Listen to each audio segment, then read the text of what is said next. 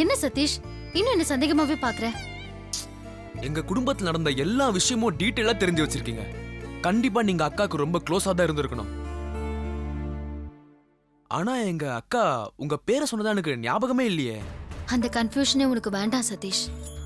சத்தியமா உனக்கும் அம்மாவுக்கும் நான் எதிரி இல்ல. என்ன திவ்யாவா நினைச்சுக்கோ. அவ கூட இருந்தா உங்களுக்கு என்னெல்லாம் பண்ணிருப்பாளோ அதைத்தான் நான் உங்களுக்கு செய்யணும்னு ஆசைப்படுறேன். உன் அக்காவை நீ சந்தேகப்படுவியா?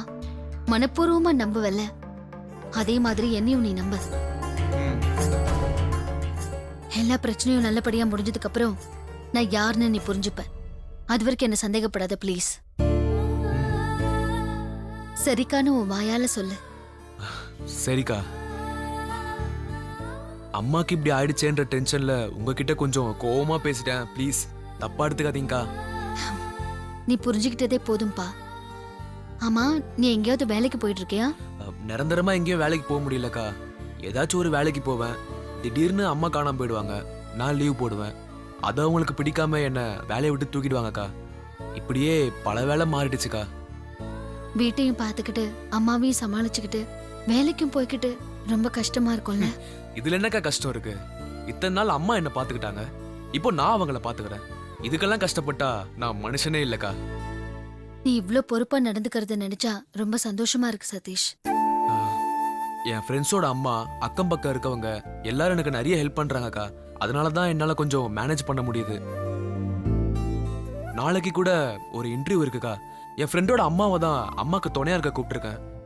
அவங்கள எதுக்கு டிஸ்டர்ப் பண்ணோம்? நான் வேணா அம்மாவை பாத்துக்கிறேனே. இல்லக்கா, நான் உங்களை புரிஞ்சுக்கிட்ட மாதிரி அம்மா உங்களை புரிஞ்சுப்பாங்களான்னு தெரியாது. கத்தி கலாட்டா பண்ணி பிரச்சனை பண்ணிடுவாங்களோன்னு பயமா இருக்கு. நிரந்தரமா கேர்டேக்கர் மாதிரி யாரையாவது ஏற்பாடு பண்ணலாமா? எத்தனை நாளைக்கு நீ தனியா கஷ்டப்படுவ? இல்ல, அது சரி வராதுக்கா. புது ஆளுங்களால அம்மாவை கண்டிப்பா கண்ட்ரோல் பண்ண முடியாது. கொஞ்ச நாள் இப்படியே போட்டோம், அப்புறம் பாத்துக்கலாம். சரி சதீஷ்.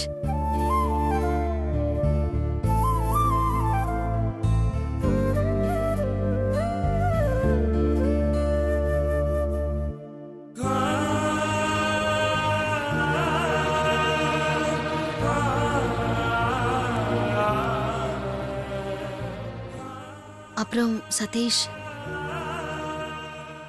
இத செலவுக்கு வச்சுக்கோ. ஐயோ, பணம்லாம் வேண்டாம்க்கா, நீங்களே வச்சுக்கோங்க.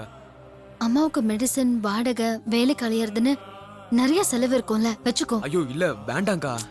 எதுவும் பேசாத. அக்கா அக்கான்னு உரிமையா கூப்பிடுறல, அக்கா கொடுத்தா வாங்கிக்க மாட்டியா?